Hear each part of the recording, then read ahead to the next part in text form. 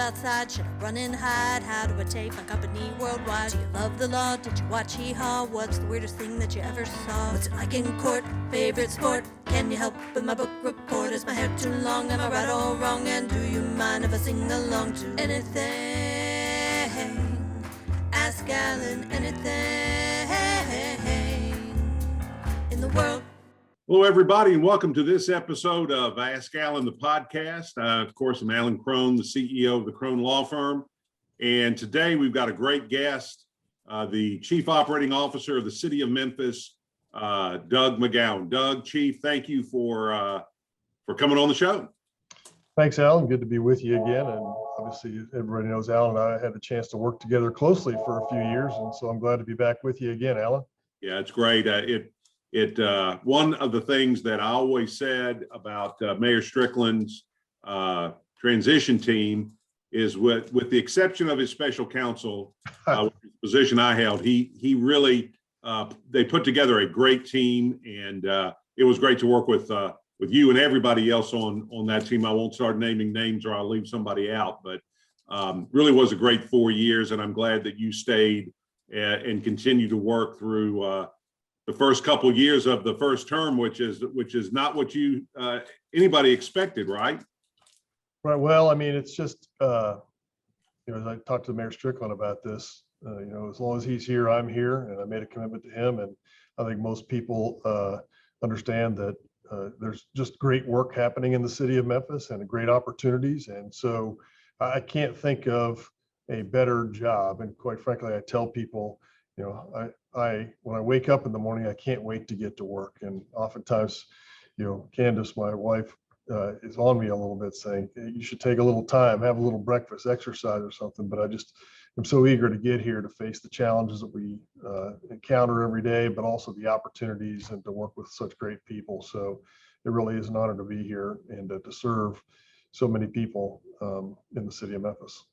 Well, and it really is amazing. One thing that people ask me a lot, particularly when I was in the mayor's office, they would say, well, what surprises did you have? And I always say the biggest surprise was the amount of difference that you can make working for city government. Yeah, and it's interesting because I think everybody may be feeling that, the mayor, it doesn't seem like it's been 5.5 years, but then again, it seems like it's been much longer.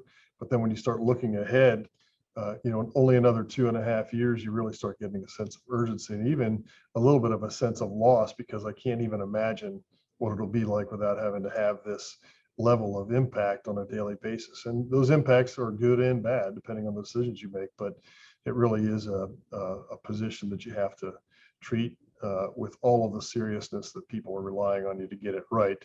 And so we're here for the long run until the mayor finds the right guy for the job, as I've always said. And until such time, I'll continue to fill in as best I possibly can. Well, speaking of impact, you're no stranger to that. You've always had occupation that had a huge impact. You were a naval aviator. And retired as a full bird captain in the Navy, having commanded the naval station here in Memphis or Millington. Is that right? Yep, that is correct. All right. So you must have grown up like in New England or Florida or on the coast somewhere to be inspired by seafaring folk. Is that true? That is absolutely the furthest thing from the truth, Alan. I grew up in a very rural county in Northwest Pennsylvania. Having never seen the ocean until I was a full adult. My family, I had, my dad was in the Navy for about 3 years, had an appointment to the Naval Academy, and en route to the Naval Academy, met my mom when his father was hospitalized, and she was a nurse, and the rest is history. Naval Academy was in the rearview mirror. Marriage to my mom happened, and we anchored down in Northwest Pennsylvania in a town called Meadville, PA. But I was surrounded by people. Everybody in my family had served in one shape or form. Nobody for a full career. Everybody had just kind of done their 3 or 4 years. I had several uncles and obviously my dad and my grandfathers, but I had neighbors surrounding me. I had a neighbor when I was very young, a man named Jim Brahms, who was a lieutenant junior grade in the United States Navy who was shot down in an A4 and is still technically missing in action. He was actually just declared dead a few years ago, but that impacted me pretty strongly when I was, 4 and 5 years old. I remember him being the neighbor and coming over and, tussling my hair and saying hi, and then he just didn't come home anymore. So impacted from an early age there, but I didn't even know about the aviation piece. I just knew that he didn't come home. But from an early age, it was just a foregone conclusion in my mind that I was going to join the Navy, because that's just what we did, was we just joined the Navy. And then I learned more, and throughout high school, it became apparent that if I was going to go to college, that I was going to need to find a path other than mom and dad paying. And so I became very interested in a Navy scholarship and was fortunate enough to get one. And that's what paid my way through the Virginia Military Institute. And again, to kind of show the naivete, Alan, where I was, my freshman roommate said, "Well, you're in the Navy. What do you want to do?" I said, "Well, gee, I don't know. I'm going to be an officer." He said, "Well, do you want to drive ships or do you want to fly?" I said, "The Navy has airplanes." And he said, his dad was a commanding officer of a tax squadron at the time. And I said, "Oh yeah, that sounds great to me." So, you stumble into things along the way, but you kind of make the most of them. Well, you got to tell me, what was it like to be a fighter pilot in the Navy? Well, I often tell people that, there are days like today, we're looking outside, it's clear blue sky, it's a wonderful day, and you kind of long for the flying days. But there's equal parts of flying at night in the bad weather in the middle of the ocean where there's no other options. You have to land on the carrier. But all of those are adventures, and I view aviation as my trade. I was a naval officer by profession. And no matter what you do in your specialty, whether you're a SEAL or a submariner or a surface warfare officer or an Army officer, you do a lot more officership than you do flying throughout your career, because it's a limited time span, but you're always a leader. And that really is the professional calling, is to be a leader of people, and to make sure that they have their needs met, because they are the ones that make the engines of the economy. They're the ones that make the engines of the military go. And so I always say, well, I'm an aviator by trade, but a naval officer by profession. And I really do think that's the higher calling. Can you think back into your earlier days? Or were there specific situations that happened that really impressed upon you the important? I know that academically you were taught about mission and achieving the mission, but putting that in practice, were there's some scenarios that helped really ingrain that in you? Well, I think some of those, and that's what really is pertinent to today. I'll say it like this. People often ask, well, gee, it's got to be completely different coming from a military background into a municipal government background. But I actually don't agree with that. I think it's exactly the same. People are motivated by the same things. They want to know what are the expectations of them, what are the boundaries that they shouldn't cross, and they want to know that they're appreciated for the work that they do. So as a leader, no matter what the scenario, if you're setting the expectations for people and making sure that they have the resources that they can be successful with and the information they need to be successful, and that's the highest calling, and it is irrespective of the job that you do. And so, but that's ingrained in us from early on when you're talking about what is, as we used to call it, the commander's intent. What does success look like? Why are we doing this? And how generally should we do it? So you apply that to every day. There's no standout kind of experience that was the aha moment for me. It was an aggregation of a lot of increasingly high or increasingly more responsible positions, and then kind of observing people along the way. And that's really where I guess I'll go, Alan, is that there's a lot of flashy guys who are super and supremely successful because they're excellent tacticians, they're excellent aviators, but the folks who are the most successful are the ones that you really got to work hard to pick out what is it that they're doing that's right, because it's not flashy, it's just reliable, predictable, consistent, kind in many ways, but demanding. And when you start aspiring to be like those folks, you realize that there really is a formula to success. And it isn't about how super special you are at any one skill. It's the whole body of leadership. And I had so many examples that I was blessed with.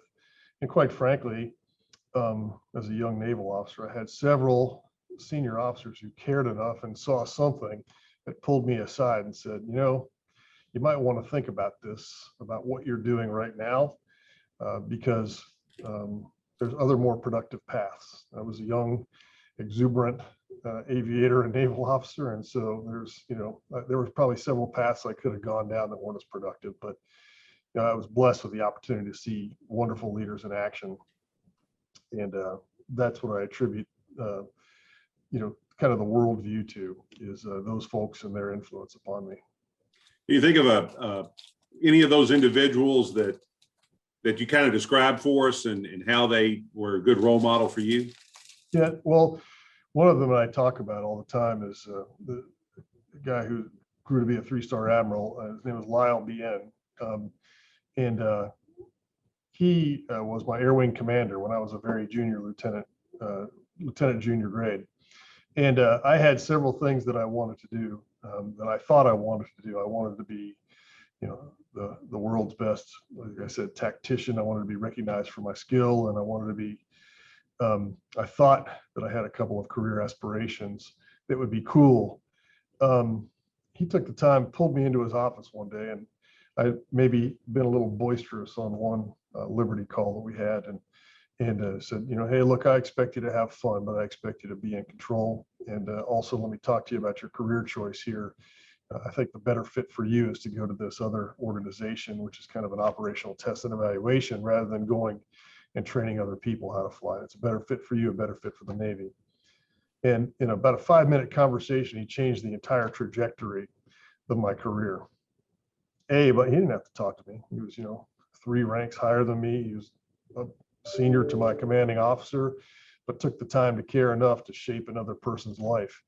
And I guess that's the real lesson for me, is you never know whose life and whose trajectory you're going to change by a small conversation.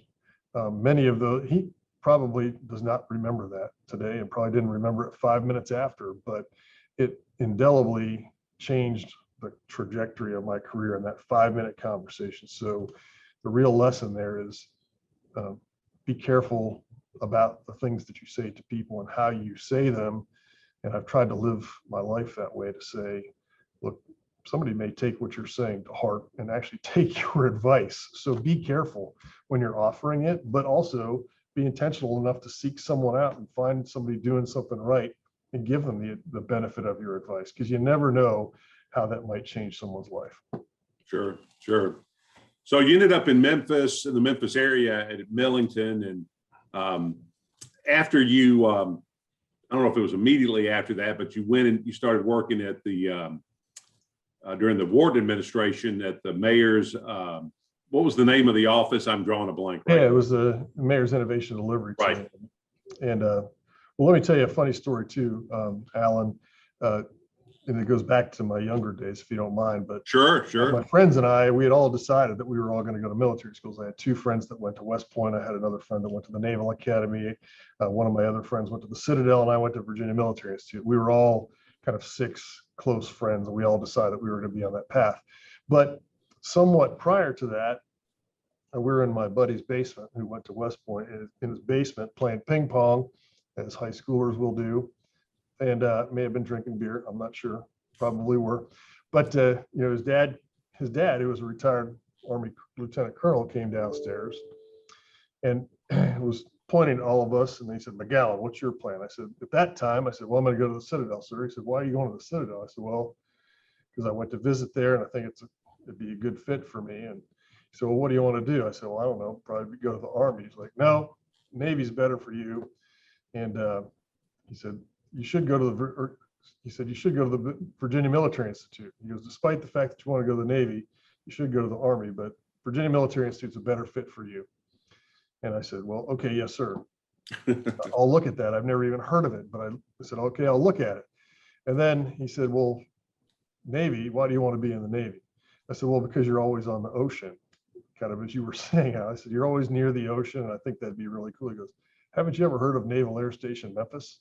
So literally, I said, in that 5-minute conversation, again, to how you influence people, 2 weeks later, I went to visit the Virginia Military Institute based on his advice. And I said, that's where I'm going to school. And then, as I was saying to folks when I took over the naval base, I'm like, it's unbelievable kismet that I am here, because when I was 17 years old, my friend's dad said, haven't you ever heard of Naval Air Station Memphis, which was known at the time? And here I am. So it was just a little bit of kismet that I'm here in Memphis. And we landed here after that command tour, and I'd gone through Leadership Memphis, met a bunch of the local executives. And during my time at the naval base, we had won several awards for innovation in installation management, which is like being a mayor of a small town up there, 8,000 or 9,000 people. And one of the individuals who I'd come to know learned that Mayor Wharton at the time had received an award from the Bloomberg Philanthropies Foundation to start an innovation delivery team. And he said, hey, didn't you win awards for innovation? I said, yes. So what are you doing after you retire? I said, I don't know. I haven't figured that out yet. So he introduced me to Mayor Wharton, and we had a quick conversation, and lo and behold, he appointed me to lead the innovation team. We worked on things like neighborhood economic vitality, which is really the bedrock of what we're talking about with the Memphis 3.0 comprehensive plan, and reducing violent crime and those kinds of things. So it was really my introduction to the city of Memphis. I came to know Mayor Strickland through that process when he was a councilman. Mm-hmm. And just that's where we started to build a relationship, was during that period of time. Got the opportunity to work with some wonderful people. Tommy Pacello, who's a dear friend who recently unfortunately passed all too soon, was the first person I hired to be on that team. And quite frankly, most of the young folks that I hired on that team have gone on to infect other organizations in the city of Memphis with their professionalism and with their passion for the city and with their zest for things other than the status quo. That's right. That everybody that worked in that office when you were there, I think almost to a person, is a player. I mean, Tommy Pacello is a good example of that. For those of you who don't know, he was the executive director. I think that was his title of Right. the Medical district cooperative, which is, the fruits of what he did. You can see all over the medical district now and in years to come. And now that innovation office was the result of a Bloomberg grant, wasn't it? It really was. And there was 5 cities in America that received one. There was Atlanta, Chicago, Louisville, Memphis, and New Orleans. And we were the initial 5. It was an experiment. And what the Bloomberg hypothesis was that, cities often face intractable problems and they don't make great progress in many cases because they just don't have people who are dedicated to waking up and thinking only of 1 or 2 problems at a time. They have to, they're a mile wide and an inch deep. And so that's what we were tasked with doing, was to put together, tangible strategies and wake up every day just to figure out how can you bring some vitality back to neighborhoods and how can you work on some of the group violence things. And that's what we're reinvigorating now through Mayor Strickland's group violence intervention program. Is back then it was very much an experiment in how we could, get things going, but we never brought it to scale. And so today I think it's ready to be brought to scale. And as I said, the Memphis 3.0 plan is largely based on the work that was done through that neighborhood economic vitality, the concept of anchors and corridors, and what's the value that you're trying to generate in a neighborhood, and how do you bring back some vitality into neighborhoods. So it really was a wonderful experience. The interesting anecdote there is that of the 5 initial cities, that Memphis is the lone city that's standing as the initial cadre, and Justin Ensminger does a great job leading that group today.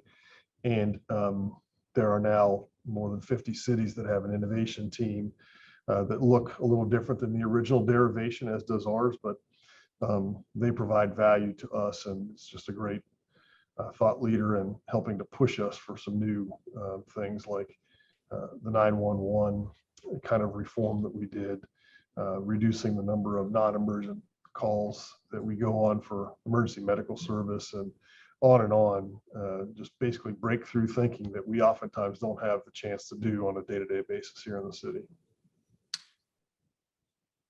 When you first, your first day on the job, and you've got this mandate or this mission to innovate how the city does business, essentially, and you've got a lot of discretion at that point to decide what that's going to be. How did you take that huge mandate, that huge commission, and focus on Memphis and what you were going to do, Right. as opposed to all the things that you could do? Because there was everywhere you look, there's an intractable problem in Memphis. Well, and that was the really was the basis of the entire grant, was to say you got to pick just two and work on those. And so there was an array of things that could be worked on, and we had to narrow those down with the administration and the council at the time to those things that we believed that we could move the needle on and where there was some urgency. And so that's exactly what we did. It was an iterative process, but at the end of the day, you came back to leadership and said, here is the end state that I think you're trying to achieve. And so here's the way in which we'll go about it. And here's the milestones along the way. But most importantly, I think, was building in the metrics and milestones along the way, which become your goals against which you measure your progress. And one of the really compelling byproducts, in addition to kind of that building a culture of not accepting the status quo and how you actually move through an innovative process, was inculcating the data-driven approach to governance in the city of Memphis. And that's also an enduring legacy. As you know, we now have an Office of Performance Management. From that Bloomberg grant and from the innovation team was born the Office of Performance Management. We set about with the city division leaders saying, what are those things that are your key milestones so you know you're making progress? In many cases, we didn't have them, but we got quickly to a process. We were establishing some goals and milestones and then measuring ourselves every month against those. And we only had a handful at the beginning. Now we have about 50, and we meet every month with Mayor Strickland, and we go through. He sets the goals and the bars and the benchmarks. And if we're not on track to get there, what are we doing about it? Are we on, do we have the resources we need to get it done? Have we set the wrong goal? Are we moving in the wrong direction? So that drives almost everything that we do today. And it was born directly from that kind of opportunity. So on balance, that was one of the bigger impacts that we have, in addition to being an open government with open data. As you know, we recently won an award for What Works Cities for being a data-driven government. We're one of only 7 cities in America that has achieved the silver certification. I think we'd be up for gold this year. And it really does infect everything that we do. People want to know, well, that's great, you're telling me what you're going to do, but why does it matter? And tell me what the outcomes are. So a lot of goodness is born out of that, and a lot of things that we do today are reflective of what we did in the past there. Well, one of my favorite moments working for the mayor was we would go to DC every now and then and meet with folks. And whenever we met with Senator Corker, who, as you know, was mayor of Chattanooga, was his first political job. And he would always say, mayor of a major city is the best job in America. And Mayor Strickland, you got the best job in America. And by extension, then, Chief, you've got to have the second best job in America as the COO. What are some of the things that the mayor has been able to accomplish and that you've been able to help that you are most proud of and you think have moved the needle the most for Memphis? Well, there's a lot that the mayor's been able to accomplish. I would argue with him about the best job, though. I mean, I get to get my hands on everything that he does, and I often don't take the political backlash that he does. So I take my share of licks, but I guess maybe it's an equal trade-off. But I'm glad to be a part of the team, obviously. But it really is the best job. I can't imagine a better job than this. it's hard, but it's a great job. The accomplishments I think that we've been able to achieve are those things that hit you in the face, but unless you really dig in, you don't really know what the impact is. So one of the early wins was, I talked to the mayor and he said, early education is important to me. And we tried a referendum several times and we just couldn't get it done. But, gosh dang it, we've got to get these kids early education so that they are better prepared for kindergarten, so they're better prepared to learn to read and all those things. So together with some of the partners in the city, I worked with Reed Dullberger over at the Economic Development Growth Engine and said, we have got to find a way to fund pre-K. We galvanized the support of Shelby County and got them to be able to pitch in, and the schools at the time through the former superintendent, and said, it's a $16 million a year lift on top of what we're already doing. How do we get there? And so we were able to get that done. We were able to find a path through dedicating.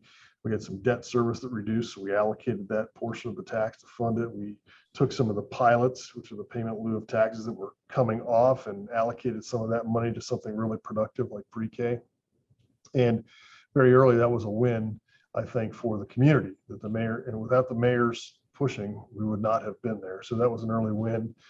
One of the things I often talk about is, you got it, and the mayor said, we got to be brilliant at the basics. And we took that seriously. And when, like the first week, we discovered that our 911 system was taking on average a minute to answer 911 calls.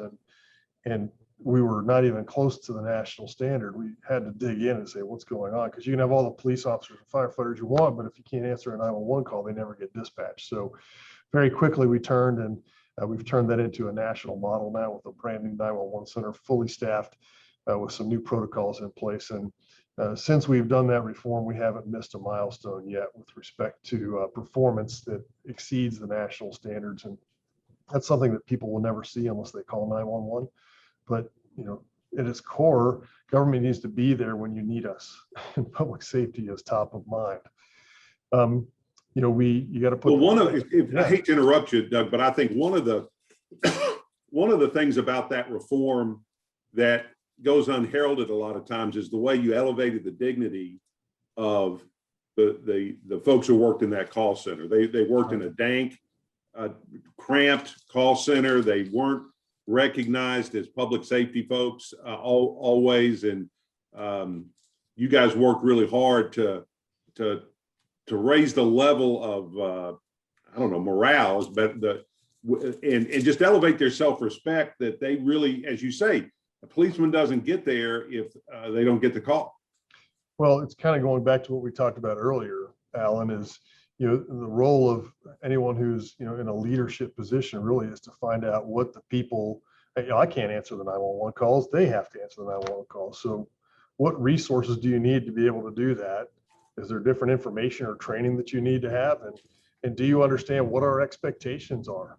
No one had ever explained to them that our expectations were to answer all the calls in under 20 seconds with an average of 10 seconds pickup time. Well, just setting that expectation helps them understand what they're supposed to be doing. As you said, the resources, if you're making them work in a miserable environment, and it was packed to the gills with equipment that was aging and an environment that just that was ill attended to over the years, we just completely flipped the script and put them into we didn't build a brand new facility, but we renovated another facility, put some new resources into there through some partnerships that we have with the 911 board, and elevated the professionalism of that group, and make sure that everybody's motivated, that they all wear their public safety badge, that they are part of law enforcement, they're part of public safety. And as you said, just really recognizing the import of that job. And in like fashion, something that not many people see is the Memphis Animal Services. It was kind of the pariah of public service. Nobody really wanted it.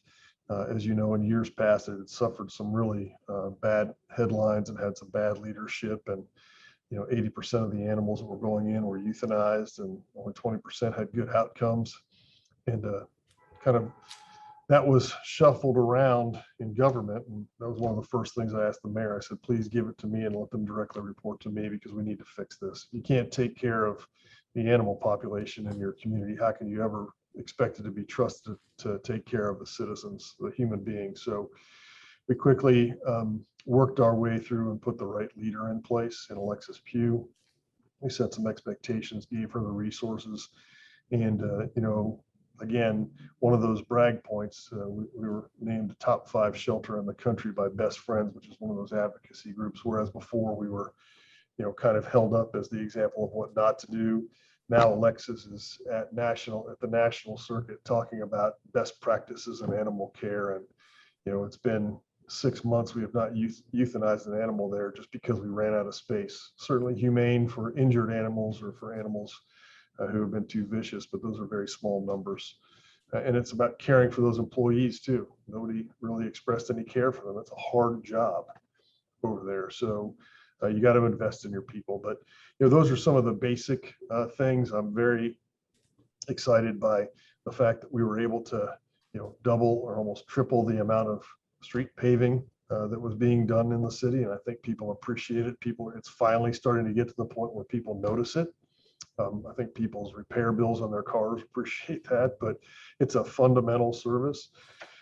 Being able to cast a bold vision for Memphis 3.0, the comprehensive plan, and admittedly that was not one of the things that the mayor campaigned on, but we talked about it and said, you need to codify your vision for the city. And so we did that with 15,000 Memphians and forming it. And it's won several awards for the best comp plan in the city. And now through Accelerate Memphis, the $200 million investment, again, we'll be the only city that's ever developed a new comp plan informed by that many citizens and then backed up by an immediate $200 million investment to bring it to life, because that's what it's about, is bringing those neighborhood anchor investments to life. So I'm very eager to watch that unfold and to get shovels in the ground on the 1st of July to make that happen.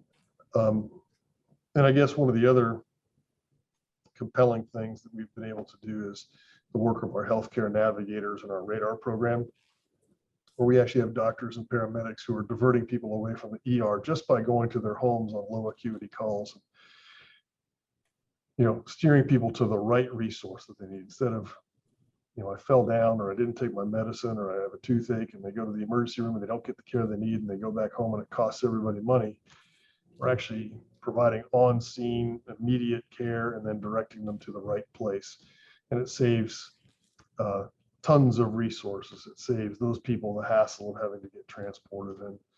And in like measure, Alan, I think the last kind of really wonky thing was, the Metro Alarms Office. As you and I know, we've talked a lot about this. We traveled to Nashville together, but we had 60,000 false alarms in the city annually, most of them from commercial enterprises, and our police officers that get dispatched to every one of them.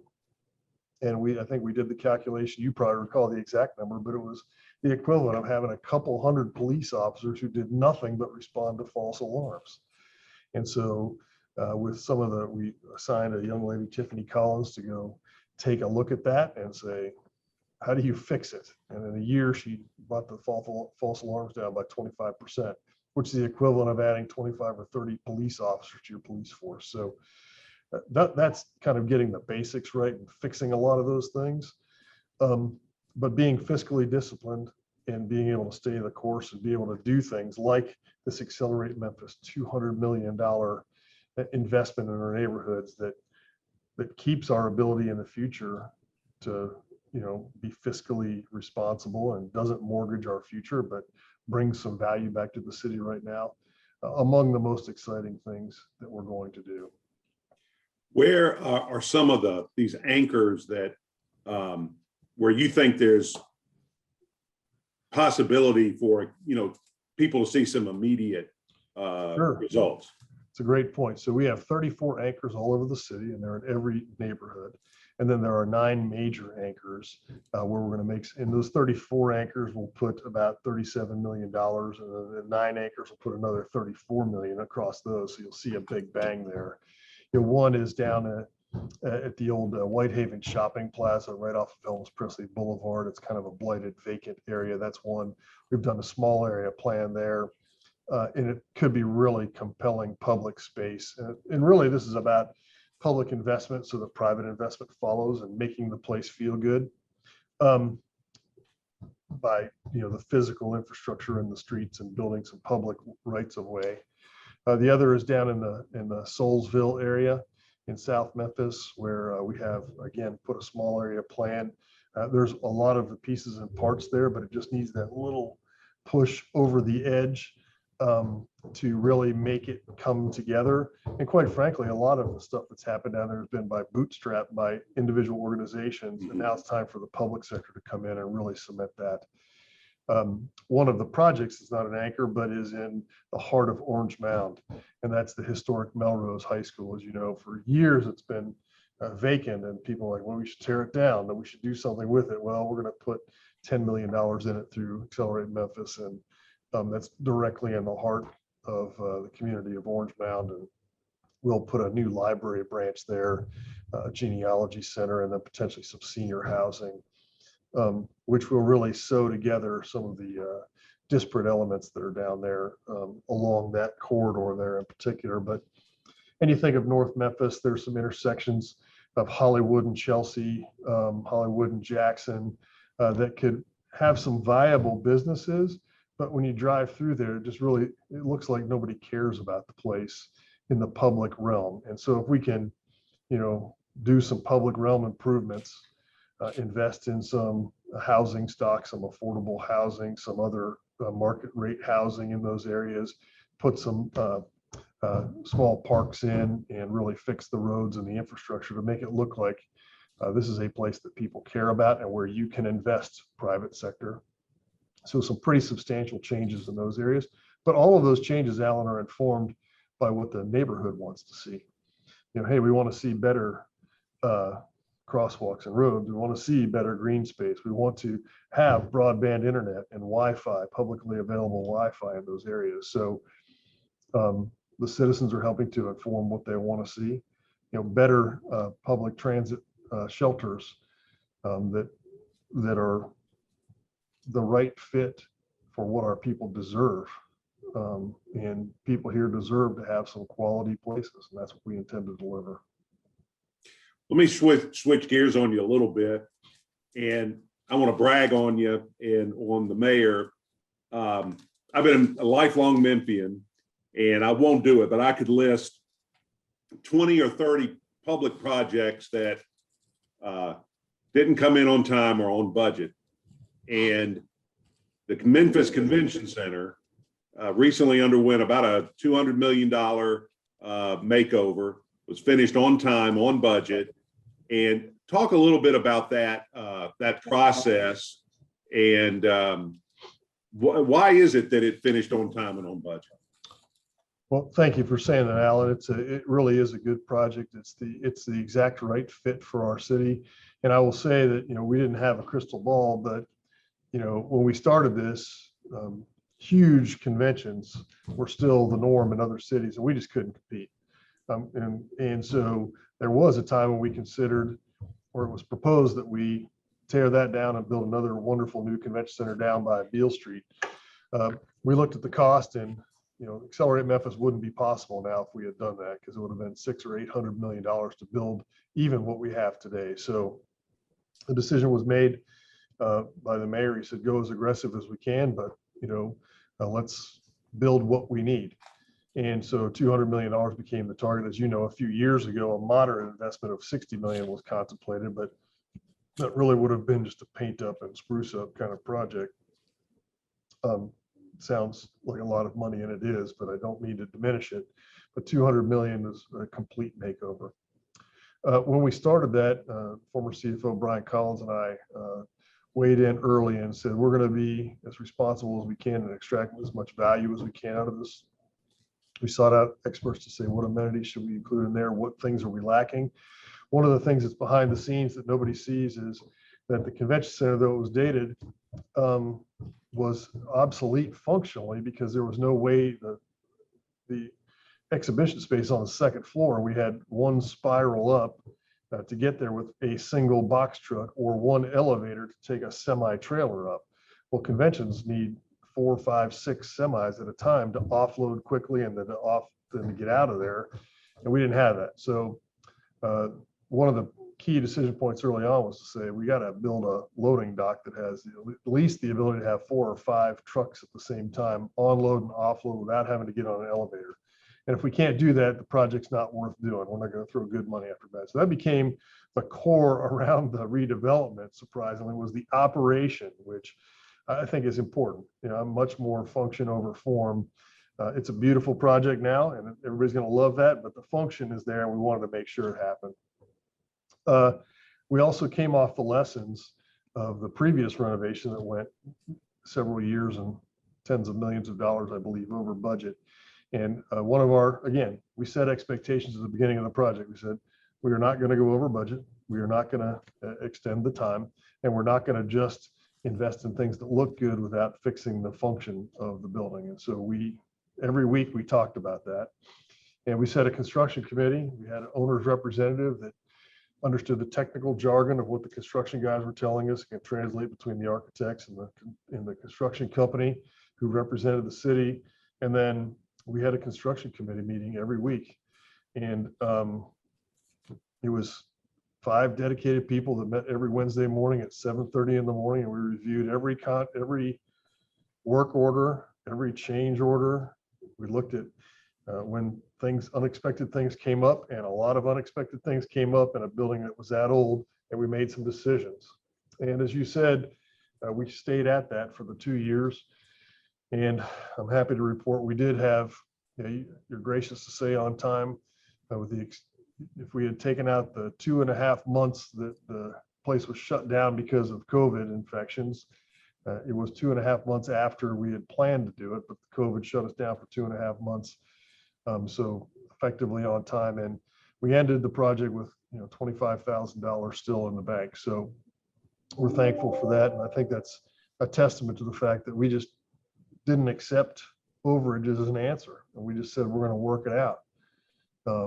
We had a couple of tough meetings with our partners. We had one that I think we all laugh about now, but it was 2019. We had a Christmas Eve meeting in my office when we said we're not leaving until we figure this out, and we figured it out pretty quickly and moved on and made some pretty good decisions. And I think it's something that, again, Memphians deserve. It's a quality facility that's going to serve us well for a number of years. I agree, and I think as people start to see it, and COVID kind of has put a little bit of a wraps on it, but on one level, your timing was impeccable. I mean, you couldn't have picked a better time to renovate a convention center. It was going to be empty anyway, so right. That all worked out. That's right. What other cool, exciting projects have you want to talk about? I mean, you could almost every day is, it's got a new, cool, exciting thing, but a bunch of historical things have happened on your watch. Yeah, it's been interesting, from being a part of, whether you agree or disagree with the statue removal, it was an interesting process to be a part of. And my role in that was really like, once the decision was made, how do we get it done? And how do we, make sure that everything happens in a way that's supposed to happen? And so largely, as you know, we got out of the way and allowed it to occur, but there was a lot of thinking about that. I have been involved in some, as one of my old bosses used to say, from the arcane to the ridiculous of conversations. The one thing that we never expected was to be arguing over who gets to park on the grass at the Greensward over at Overton Park. That was an incredible kind of ethereal experience, but I'm glad that we found our way to success on that, because there was passionate people on both sides, and quite frankly, everybody was right and everybody had a point. So we just had to figure out a way to compromise. And so that was a real challenge. We've had the same down here on the riverfront with Tom Lee Park. We have folks who are passionate about the riverfront and making a wonderful park, and folks who are worried about the impact of of the park's redesign on Memphis in May. And so having had the opportunity to get in the middle of that and try to come to an accord that we could all live with was kind of an experience. I think it was 2 months into the job when Robert Connect, our public works director, called me and said, "Hey, we had a failure of our main interceptor that goes to the south plant and it's now dumping raw sewage into the creek." So it was, just an interesting time and, a challenge for us to quickly get a solution to. And, but it goes to the point that I always tell people that one of the measures of success in a city is that citizens don't have to think about us. When they hit the switch, the lights come on, they flush the commode, the water goes down. When they drive down the streets, the traffic signals work and they don't have to worry about hitting potholes. And aside from, and when in the most recent issue is when you set your trash out, that we come and pick it up on time and the day that we're supposed to do it. And that really ups the bar of performance. But it's important for us to get those things right. So we have a complete, multi-billion-dollar renovation of our sanitary sewer system, of our stormwater system to keep us from being flooded. All of that just happens kind of in the background, but if it didn't, then we'd be in real trouble. The recent discussions about the value of our aquifer and the preservation measures that we should take to keep that water intact, whether or not it's technically ours. It's a community resource from which we all pull the water. And now the discussion with the pipeline and about the potential impacts there. Again, it's important that we balance everything and get that right for our constituents. So parking on the grass to what happens in the park to sanitary sewers to stormwater to, now what's the impact of a pipeline, all overlaid with one of the things I'm very proud of our city for. And I mean our city, not city government, but our city, during the times of protest about injustice and all around the George Floyd incident, and our community came together and I believe worked together really well so that all voices were heard, but without large scale destruction, property damage, loss of life, injury. And I think it did some really compelling work together to make sure that we're advancing the cause of social justice, but also recognize the important role that law enforcement plays. And I'm proud of our city for that, because we allowed the time and space for a real discourse to happen. And we're making real change in our city where change needs to happen, and did not suffer some of the indignities that some of the other cities did and didn't devolve into. But that's Memphis. We work a way to find, we work together to find solutions to problems. So that was a pretty challenging time for all of us in the height of a pandemic. And now, the pandemic work lays on top of all of that. And we didn't even, kind of talk about that. Alan, was the, forming a joint task force to address the pandemic, which the mayor asked that I lead along with my counterpart, Golan Gillum, across the way to try to thread the needle for how do we, what level of restrictions do we put in place versus not put in place?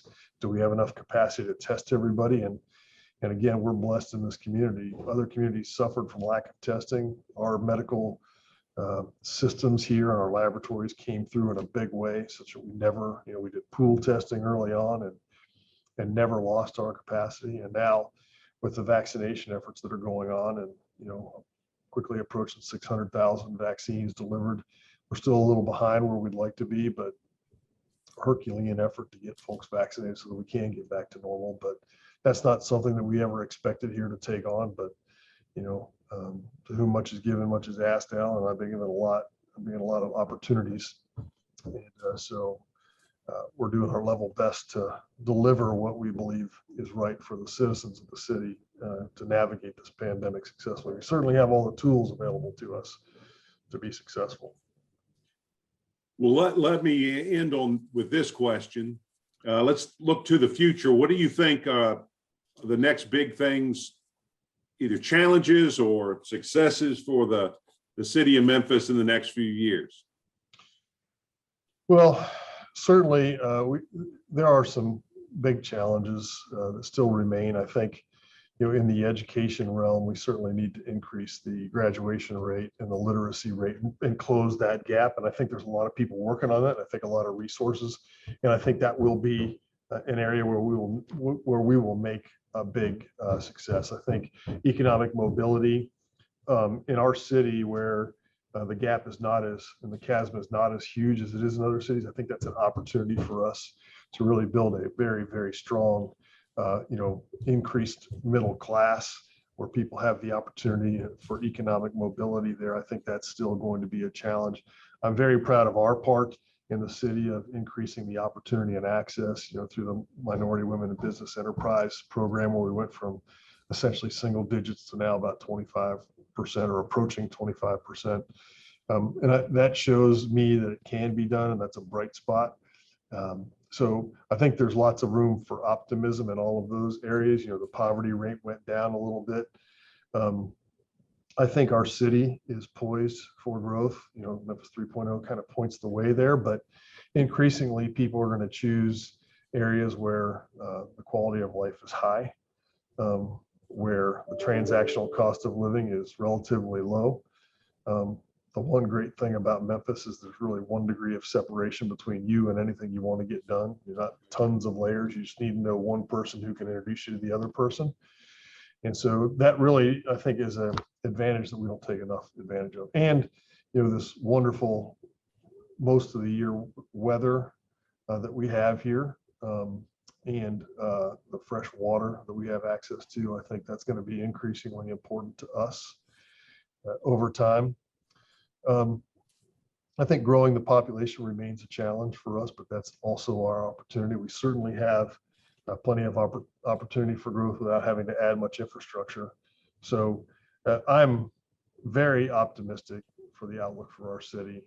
I'm very optimistic. The one challenge that still remains that we know from the work we've done is, kind of building out a transit system that is for everyone.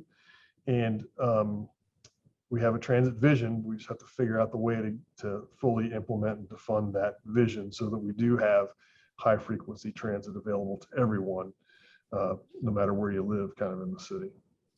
I think that, along with education obviously is kind of the king when it comes to transformation. But I think transportation, public transit, is the key to everything else.